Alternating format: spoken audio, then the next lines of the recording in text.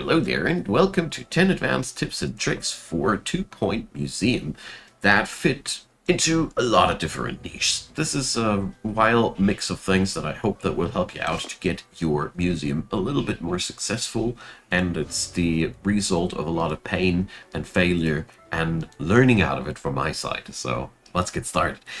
Number one, keep your expansion focused. So your museum can have, at the end of the day, pretty much every different style of exhibit that you want to have. You can have pretty much everything under one roof, from botany over otherworldly things, over techniques. It's really no problem, but you need to do it step by step.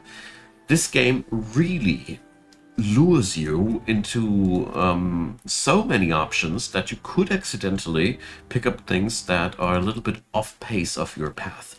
So my tip here is work on a certain tour for something and then evaluate where you want to continue. So, for example, gather 3 plants of man-eating botany plants, make a tour out of it, and then look where you want to continue. This way, you stay to the topic, you don't overbloat, you have personnel that keep those things in shape, because you see every category has different needs, and you keep chaos away with that way. So, moving on to number 2. Crime and safety. So exhibits get stolen eventually, and while you can buy them back, you will get a ransom letter eventually.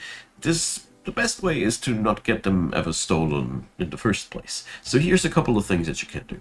Number 1 of these, keep a lot of security guards in your place. Security guards are the people that you can overstaff without hesitation. Then the sitting booths, they're pretty nice to have them in front of exhibits, but as you see there, can still happen that they get stolen. That is because toilets are staging points for attackers. The bogeymen come from there and take the exhibit there. As you can see here was the distance was minimal, and they stole it basically under the eyes of a godman. Long story short, toilets should be a little bit away off grid from the course of action, and it never hurts to have a security camera right in front of the door so you can have more pressure on these. Security rooms are costly, but they're a well worth investment, and they're always as good as the walls around them. As you see here, this room is really bad to be observed with security cameras, while narrow corridors are really good at this. And last but not least, large areas that you don't need can be simply sealed off with walls, so molemen can spawn there and increase their territory of action, especially on levels that have huge side areas that just get unlocked and lie unused. I found this extremely useful. Sometimes you can't just rip out the door straight out. It depends on the situation. Number 3, job specialists and assignments. So your staff should be eventually as specialized as you can afford it. So my assistants here are a good example. I have people that work for ticket booths, and I have also gave them here in the job assignment area a schedule which only includes ticket boothing and gift shop restocking. Gift shop restocking is one of those things where I figured out as soon as I stopped having it checkmarked on a few people, business didn't run anymore. So this is one of the things I personally felt like it's best to keep it on at everybody, so they always have something to do in their site time. The people that are good at keeping customers happy can have a really narrowed down schedule like this, boiled down to gift shop and cafeteria. Obviously, they also fit well into food and drink kiosks and map kiosks, because happy customers stay longer, so that's pretty good. And your runner people, you can focus them down to restocking and those mini booths for the time in between. Experts, highly recommendable to have tour exclusive experts, because tours are so lucrative. You should have people that are only going on tours and nothing else. And when it comes down to the janitors, I didn't find any configuration that I felt like I had more success with. Let me know in the comments if I have overlooked something vital. And with the security guards, I really enjoyed to have a couple of extra camera room specialists that I have on Criminal Pursuit. So this way these guys can replace somebody who's going for a break from his post, and in their free time they look for criminals. so the people that collect the donations can still do their side traffics and still keep an eye out for the criminals. Works out pretty well, and like I said, overstaff the security a little bit. Your museum will grow into the new people eventually with ease. Number 4, keep an eye out on the customer satisfaction. Here's a couple of things that are really important. Obviously, buzz up the things as hard as possible. Less obvious, have benches and bins everywhere. Seriously, benches and bins bring the people to litter less and rest up a little bit. And on the other hand, cafeterias and gift shops are the best way to lure people to spend a lot of money. If you just want them to drink a little bit and eat a little bit quickly on the cost of higher litter production, vending machines are pretty great. All you do must be under the thought that you want as few toilets as possible, but as many as needed, because you see toilets are dangerous places. Boogeymen come out of them. That's a pretty smart choice from the devs, I gotta say. Long story short, the more of these things you successfully checkmark, the more money you can crank out of your customers. So decorate the place up everywhere. Not only the exhibits, but also your shops can have a decoration rating. Everything can have a decoration rating. Make everything highly decorated, and people will donate more and stay longer. Now, number 5. Exhibit quality. So at the end of the day, we all want those pristine quality exhibits because these can store the most perks and have the highest buzz. The easiest way to obtain the qualification to unlock them goes as follows. You go to your workstation and build yourself a couple of survey scanners. These are not really costly, and every time you use one, you get 50% of a location's survey level completed. Every location requires a couple of levels until you get the max quality, until you even can loot a max quality exhibit. Bungle Burrows is a bad example, but all the other areas will then have a chance to give you the best quality exhibits. Obviously, you still have to loot a few times before you get a pristine one, but unlocking this as quick as possible is really powerful because the regular one gives you 20 runs until you is 20 runs until you get one level up.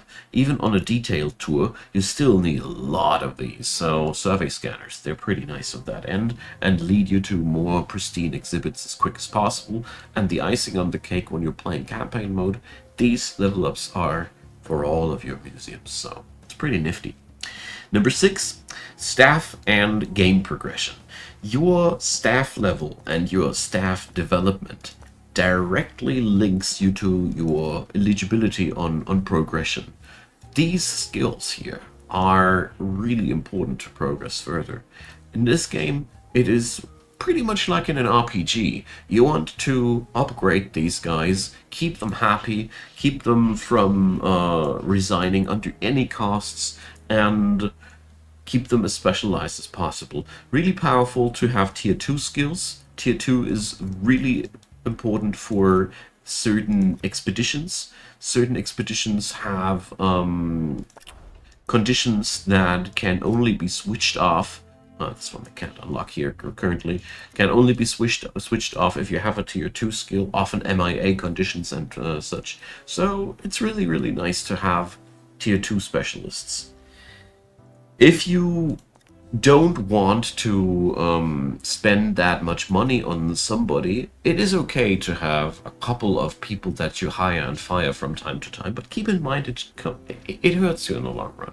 The best way of progression, or the most efficient way of progression, is making people ever more specialized so they get faster and better at what they do, and they're worth the money. It's always cheaper to have 2 highly efficient people than 4 lowly efficient people that do the same work. Number 7, zones versus job assignments. So the game has a zone menu, which allows you to segment your museum into different areas, and this is one way of managing your museum. But I wanted to point out that if you make a good set of rules on the job assignment screen it pretty much negates the entire necessity of zoning in your entire museum. The key to success here is that you keep an eye out for enough staff break rooms in the vicinity, because people need somewhere to rest, toilets, and, well, everything your staff needs in the vicinity. So ideally they have at any point of the museum a equally long way to their amenities. This is pretty tricky to achieve, but once you have that, together with a nice set of rules for all of the people, zoning becomes pretty much irrelevant, because people will go where they are needed. Then you just need to increase the amount of staff and you're good to go. At least I found this to be much easier to implement than a multi-level zoning setup that, at the end of the day, is, while I'm recording this, pretty unreliable, and staff keeps doing what staff wants to do anyway. Number 8, expedition consumables. So you can make a lot of different consumables. Many of them are there to repent negative effects or get more loot. All of them are really worth the effort. Especially, and that's where I have to say thanks to the comment section, you guys enlightened me, especially when it comes down to the items that allow you to counteract negative effects. These have a special importance. So every expedition has cards with positive effects. If you scratch out all negative cards successfully, the positive effect is a guaranteed result, not a random result anymore. The only randomness, if there are several positive effects left, is which positive effect will happen. Among these positive effects, they're really tasty ones, like the +1 exhibit levels. So, long story short, the preventers of negative effects are mostly there to get yourself, or one preventer of these nasty illnesses and such, but honestly, the item and the cure are pretty much the same cost. It's more about forcing some good luck on your expedition. And besides that, the other consumables, more catch on one run. We already have seen the survey scanner. This was so good that I even had dedicated a whole point to it. They are all useful in their own rank, but the preventers' extra power is to get yourself some extra good luck, and this is something worth noting. And here again, thanks for letting me know, because I overlooked it on my own. Number 9, walls and what you can do with them. So often you have certain necessary environments for your exhibits. Botany exhibits are a good example. So as you see here, humidity looks like this, and we might have an exhibit that doesn't like humidity at all, and here walls are really some black magic stuff. When we draw some walls like this, we can totally create a pocket of dryness.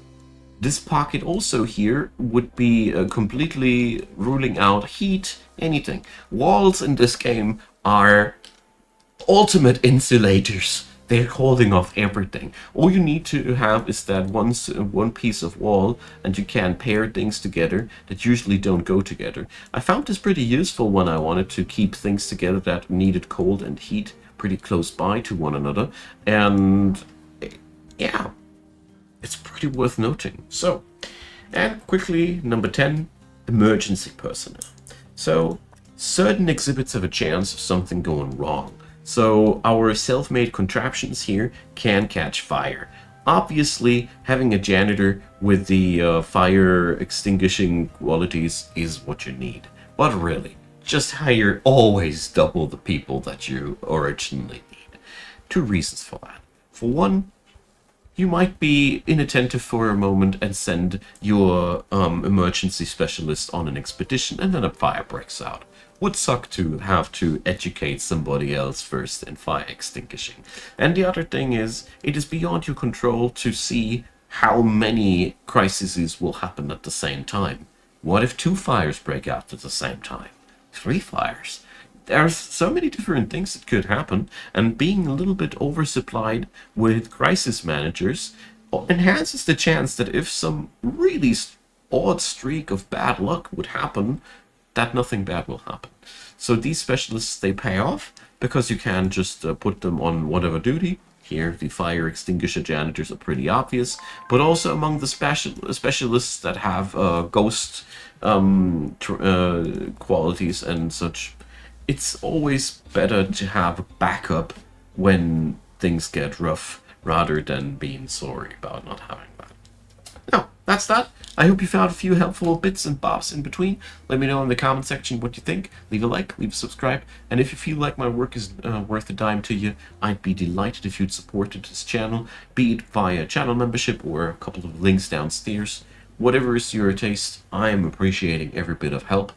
Many, many thanks to all of you who are in on this, and many thanks for watching this video up until the very end.